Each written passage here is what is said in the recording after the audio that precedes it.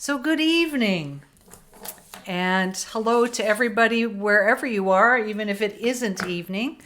Welcome to Transforming MS Naturally. My name is Teri Jaklin. I think most of you know that by now. And tonight we're going to talk about the microbiome. The health of the gut has always been central to natural healing. And more recently, an explosion of scientific data has put it into the forefront, and the forefront of how we consider immunity, how we see inflammation, and even how we think about autoimmunity. So this is, very, very important to people with multiple sclerosis, because one of the most potentially significant findings is that everything that happens in the gut, which houses a microbiome, plays itself out in the brain. And we're going to dig into that a little bit later. Oh, and vice versa. Everything that happens up here plays itself out in the gut. So let's start by taking a good look at what exactly is the microbiome? Because I take stuff like this for granted. I just think everybody knows what the microbiome is. And in fact, people don't necessarily. So I think of the microbiome as sort of not two separate entities, but there's this sort of solid core of tissues, different layers of tissues that help protect the rest of the body from the waste that's moving through the intestines and being expelled that way. And that core of tissues is actually as unique as a fingerprint. And it's also pretty stable on a day-to-day basis. On what inhabits that core tissue is 100 trillion different microbes. So these are bacteria, fungus, viruses, parasites, good and bad, and they live together in balance. And they inhabit not only the gut, like most of them are in the gut. So, there's like 3 pounds of all of those things, bugs, right? Bacteria, viruses, fungi, parasites in the gut. But they also inhabit our skin, nasal passages, sinuses, urinary tract, and in women, even the vaginal vault. And in fact, that becomes really important because that's how the whole microbiome story starts. Your microbiome is initiated, actually, even before then, in utero. So that transmission from your mother starts when you're still inside her. So if your mother has had antibiotics during her pregnancy, then you're already having a disadvantaged microbiome. If you were not born via a regular spontaneous vaginal birth, rather you were born by C-section, you have a disadvantaged microbiome because that microbiome is inoculated when you pass through that vaginal vault. If you were not breastfed, if you were formula fed, your microbiome is at a disadvantage. So we're going to dig into a little bit more about the microbiome and then figure out what damages it and how we can help to protect it. So I'm going to say that where I left off with the 100 trillion microbes that inhabit all over our body, that is more vulnerable. And that can change sometimes from minute to minute, depending on whose research you read, but certainly within 24 hours. And it is affected by all kinds of things. It's affected by whether we drink alcohol, what kind of foods you're eating, what stress level, what your stress is like, even what you're thinking. It can even be affected by what kind of day you're having. It's affected by what your environment, whether it's super hot or super cold or high altitude. One of the big things is a temperature change. So if you, for example, are leaving Ontario in February, where it's minus 15 degrees Celsius, and you are headed down to Mexico where it's plus 30 degrees Celsius. That's a tremendous hit on your microbiome. Whether you are getting good sleep affects your microbiome. Whether you take any kind of pharmaceuticals, antibiotics, of course, are notoriously known for wiping out the microbiome, but it could also be things like proton pump inhibitors or, dare I say, disease-modifying agents used to treat multiple sclerosis. Definitely takes a round out of the microbiome. So the microbiome is different depending on your age, your ethnicity, and possibly even your gender. We are in a very interesting time with microbiome research because there's so much new information, and new information begets new questions. So we're actually in a place where we might actually have more questions than we have answers right now. That I told you that it's vulnerable, that this microbiome population is very, very vulnerable. And if it is altered for 5 consecutive days, it can actually turn into an inflammatory situation.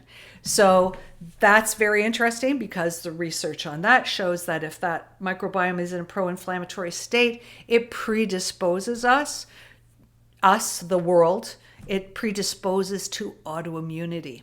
And there are specific studies done on this with multiple sclerosis. So think about that. Is it possible that because you were a C-section baby, you went on to develop multiple sclerosis? It's possible. It's a possible contributing factor. But remember, it's never one thing or even 2 things. It's everything. So the microbiome, though, is a huge part of it. I call the gut or the microbiome the epicentre of multiple sclerosis, where we can really start to dig in and manage symptoms, manage relapses, prevent progression, etc. So what else does the microbiome do? Well, it includes a tremendous amount of genes. And I want you to think of genes as simply switches that get turned on and get turned off. And there are good genes and there are bad genes, or genes that we want switched on and off. So we want to make sure we're switching the good genes on and the bad genes off. And that can all happen through a healthy and diverse microbiome. The microbiome produces short-chain fatty acids, amino acids, neurotransmitters, vitamins. All of that's happening in the gut. It also manages blood sugar, manages hormones. So it's a real metabolic machine.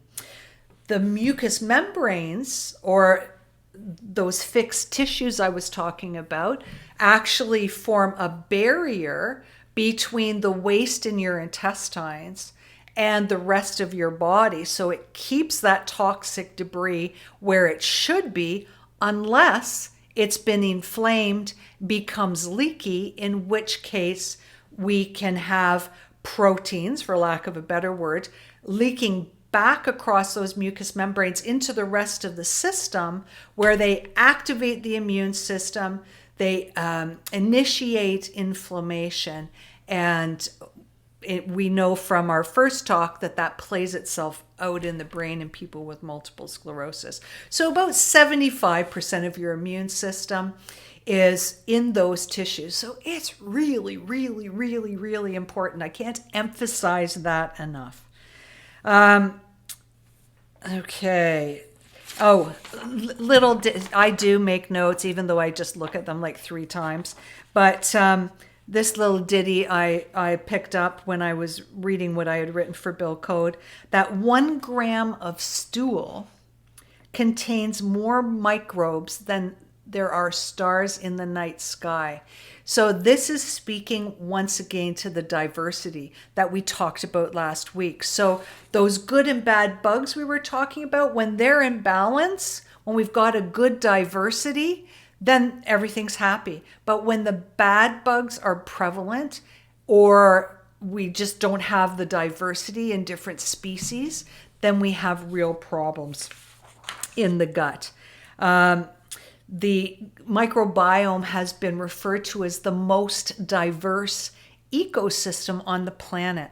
So that's pretty interesting, right? Right inside us is the most diverse ecosystem on the planet, and it happens to be the gut bugs.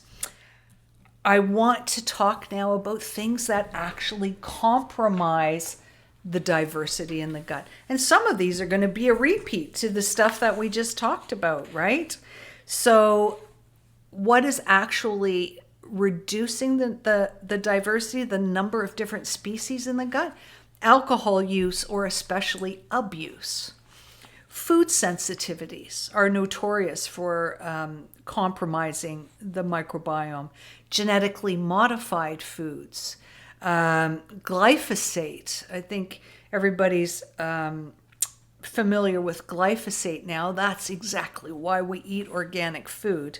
Medications, again, like acid blockers. So two things.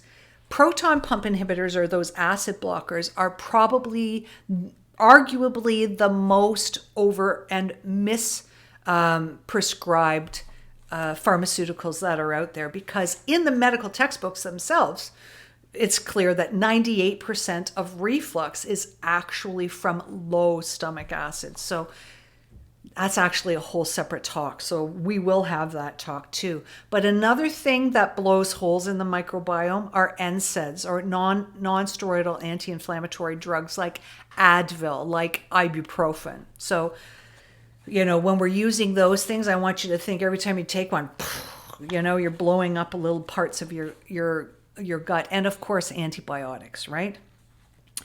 Once again, sleep deprivation, thyroid dysfunction, oral birth control pill use, extreme temperatures, we talked about that, and emotional stress. And once again, when I was writing this chapter, and I'll show you the book in a moment, I came across a really interesting study that had, I am so fascinated by the emotional aspects of this condition, and we're going to get into that too. But I found a study that showed that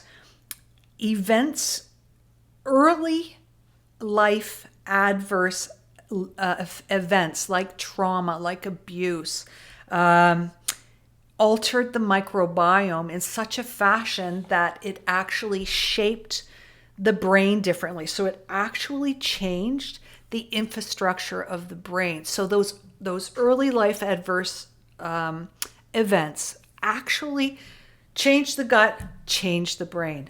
How does that happen, you ask? Teri, how does the gut affect the brain? Well, there's a couple of ways that it does that.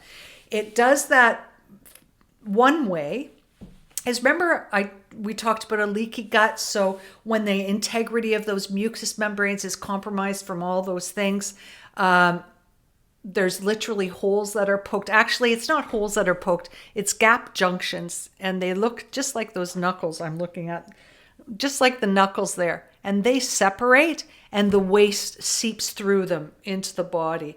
And one of those endotoxins is called LPS, and LPS is very measurable, and it is directly connected to neurodegenerative disease. So the leaky gut allows the LPS in. LPS has the affinity to the brain.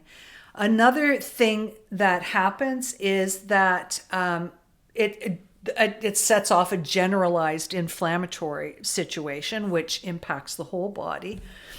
And the vagus nerve, I'm sure you've all heard of the vagus nerve by now.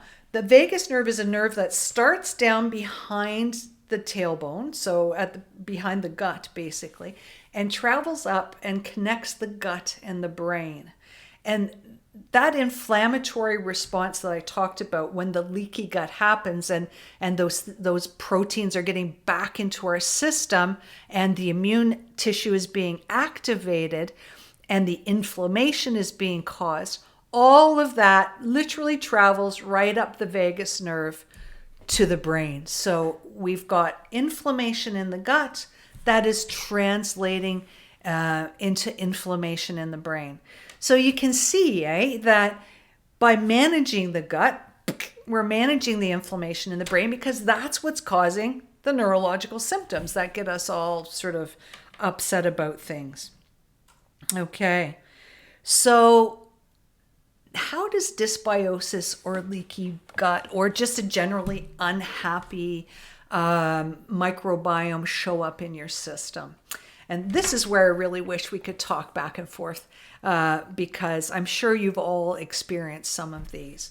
From really basic obstinate constipation. It could be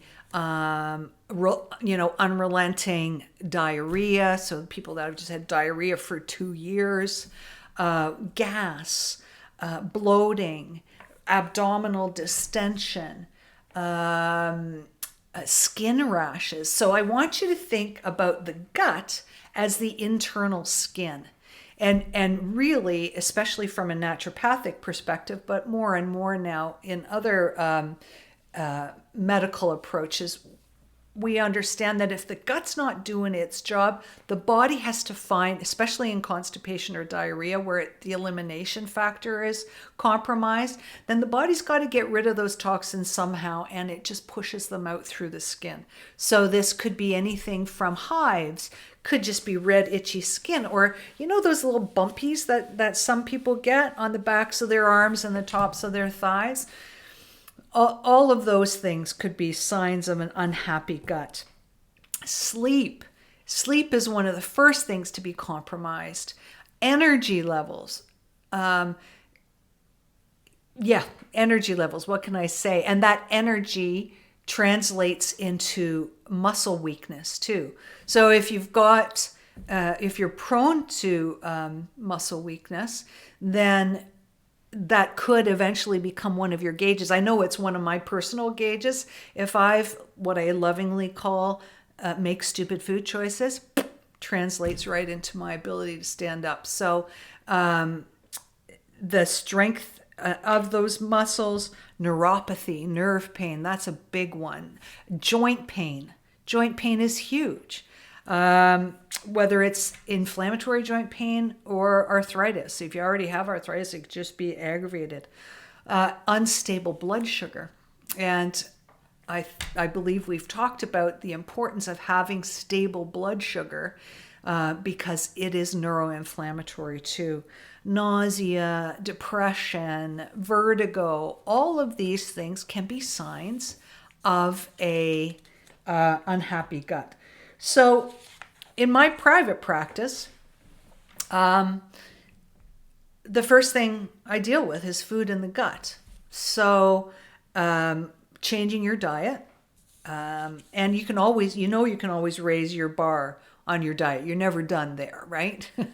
I always see how people respond to diet, and then we take it from there.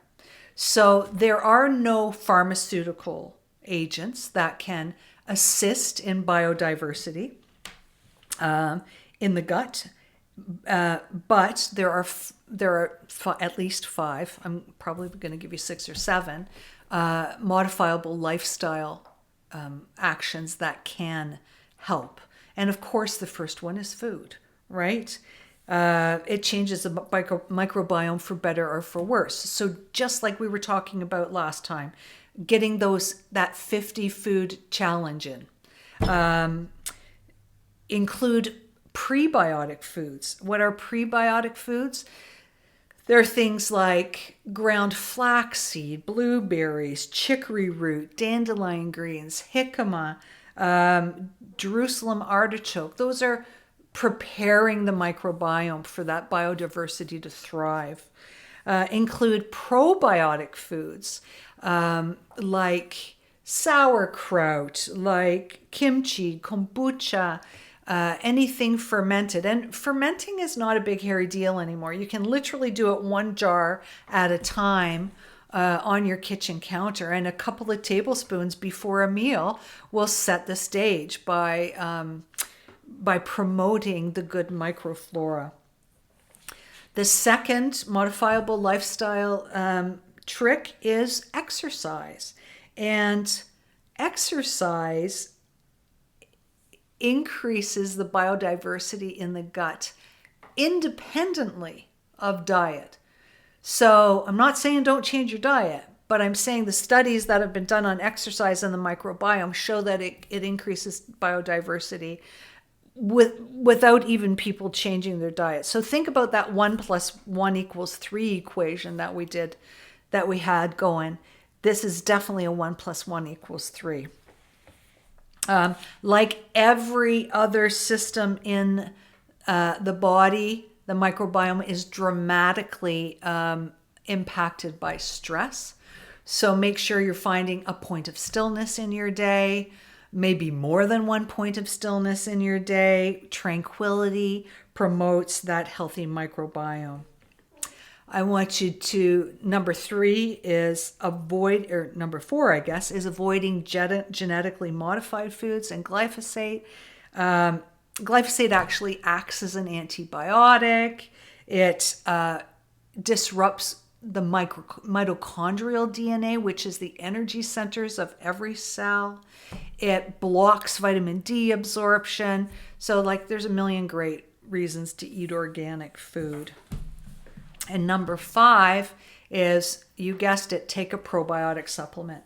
Now, remember I said that we've got more questions than we do answers nowadays when it comes to the microbiome, just because the body of knowledge is growing so quickly. So people say to me, what probiotics should I take and how much should I take? Everybody's a little bit different. My sort of standard across the board is 60 billion CFUs a day. If you feel lousy, take more. I have some people that take 2 twice a day, or if they feel kind of wonky, like something might be going on, they take 2, 3 times a day. And change up the brand, change up the strains. I like mixing up a bottle of Saccharomyces boulardii in every once in a while to get those spore formers. It's more of a fungi yeast. So addressing all of the different aspects. 2 more things that I added to this list at the last minute here were simple things like slippery elm. Slippery elm powder done in a gruel is magical for an upset GI. A teaspoon of slippery elm powder in a cup of water. Pop that back in the evening before bed. Marshmallow root tea is a great GI anti-inflammatory. And anything you can do for stress reduction impacts the gut. My last and most favorite thing, of course, is the castor oil pack. And we've had some questions about that, and I'm going to circle that right now, because before I go to bed tonight, I'm going to post my DIY video on how to make your very own castor oil pack, where a much younger version of myself will show you how to do that. And castor oil packs are it, as far as I'm concerned, for the gut. What happens? By putting the pack on your abdomen, you're immediately reducing the inflammation through the gut. You're mobilizing normal bowel movement. So if you're diarrhea dominant, that'll calm that gut down. If you're constipation dominant, then it will move things along. It mobilizes the liver, so the detoxification function of the liver. And it also triggers that vagus nerve. Remember I said it starts down here and in the gut and goes up to the brain? The vagus nerve is the nerve that switches us out of the stress response and into the relaxation response. And that relaxation response is where healing happens, healing of all kinds.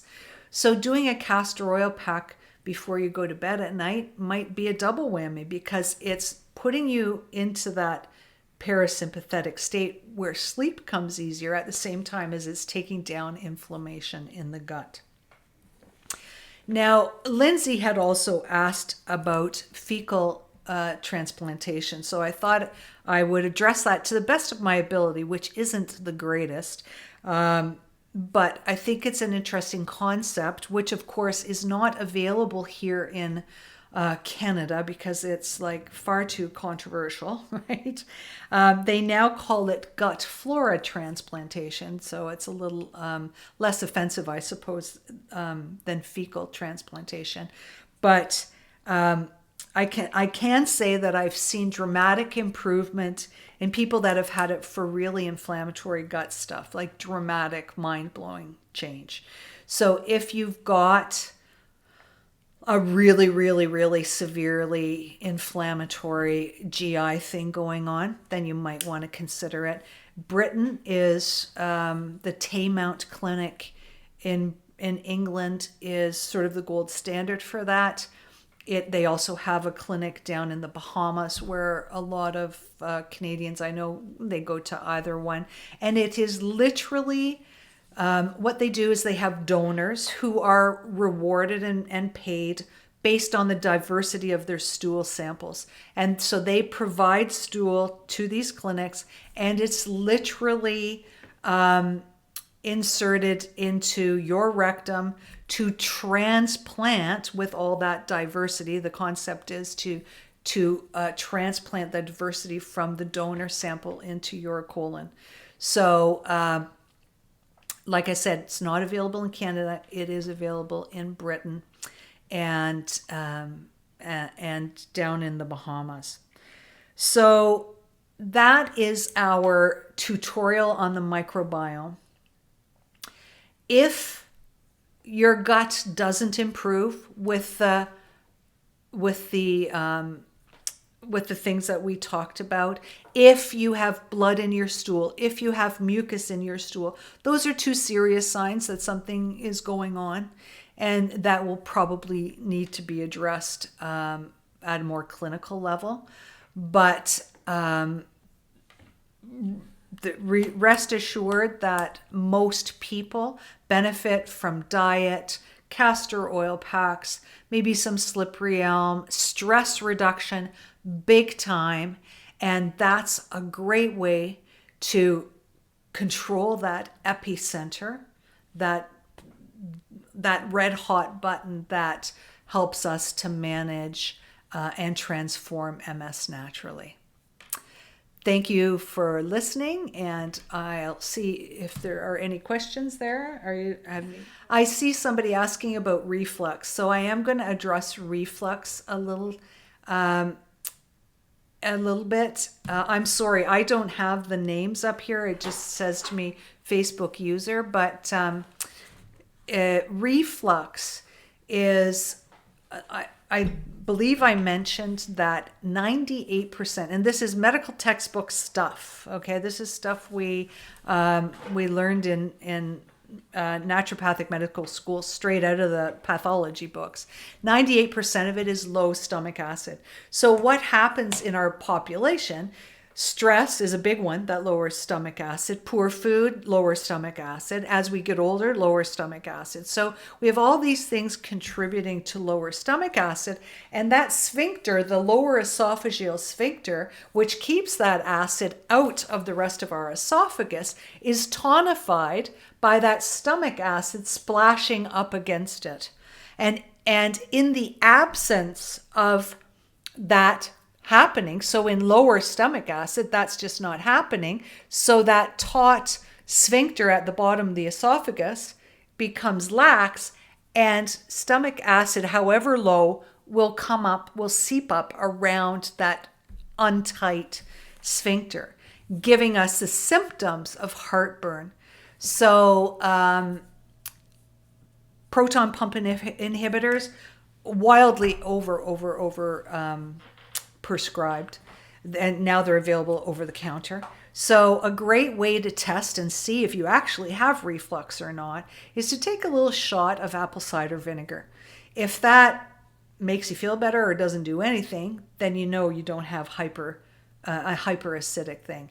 If it aggravates it, then you know you do have hyperacidity, and that is very, very, very rare. Like I said, the norm is hypo. There's also an old HCl, so hydrochloric acid test that we used to do. I don't do it anymore because so many people are just so low stomach acid that people would be taking like 10 grams of HCl, which just it defeats the purpose. But you would take a gram of HCl, hydrochloric acid, in tablet form every hour, I think it was. I'd have to look it up. I haven't done it for eons. And until you felt the burn, and then go back 1 gram, and that's what you would need. But like I said, nowadays people are just taking would need ridiculous amounts of HCl. Are all gut bacteria in probiotics good for us? Thought some were not. Okay, so 2 separate questions there. So good multi-strain probiotic are generally different species of acidophilus and lactobacillus, and that's great. You know, there's all kinds of research on the different strains. I happen to like the multi-strains because I believe in symbiosis. The Saccharomyces boulardii is more as a beneficial yeast. So it's a beneficial yeast that just helps balance that microbiome out. So I would typically use that in like really high candida, or things where it competitively displaces that candida, so it can be eliminated by the body. But I just like to throw in a bottle every once in a while. When there's a Lyme situation, when a person with MS has Lyme disease, I use Saccharomyces boulardii. So there's different uses for that. And then to the question, are all gut bacteria and probiotics good for us? Who asked that question? Renee. Hey, Renee. Good question, because it all depends on your state. Like if I have somebody with a really, really sick gut, you're right. There are different species that could aggravate that immune response through the gut that I was talking about, through the leaky gut. And you know what? I would just do tons and tons and tons of L-glutamine in that case, or ground flaxseed, as a prebiotic food. So, like I said, we have more questions than we have answers nowadays. If anybody tells you they have all the answers about probiotics, don't believe them. So, if you have any questions about that, you can, any more specific questions, you can put it in the group and I'll be happy to answer it. Best case scenario, we wouldn't ever have to take antibiotics. And if you can avoid them, I really highly encourage you to avoid them, not at the risk of your health safety. But a couple of things to know about probiotics and antibiotics. The studies are done. The wisdom is there. Yes, you should be taking probiotics when you're on a course of antibiotics. You just want to take them at separate times of the day. And then you probably want to do something a lot heavier, harder core when you're coming out of the antibiotic, because antibio, right, it kills everything. So it cleans diversity's clock. So you want to be eating a lot of food too. You want to be getting those prebiotic foods in there that we talked about. You want to be rebuilding that diversity from all angles. So what food will help what? The diversity, any food will help diversity. So remember what we said about eating 50 foods a week? That should really be the goal, is eating 50 foods a week. And then using those prebiotic foods to really kickstart that diversity. So that once again is the ground flaxseed, the blueberry, the jicama, the sunchokes, the chicory root, all of those things that give us that fiber that help different species grow. Okay, well, once again, it's been wonderful. I'm going to post that video for the castor oil packs, and I'll pull out some salient points and make some posts in the group. I apologize for being absent last week. I was on a conference that was just crazy, more intense than I thought it would be. But I'm back now, and if there's something you think of after we close tonight, please be sure to add it, post it on the group, and I will get back to you. So thank you, and have a wonderful evening.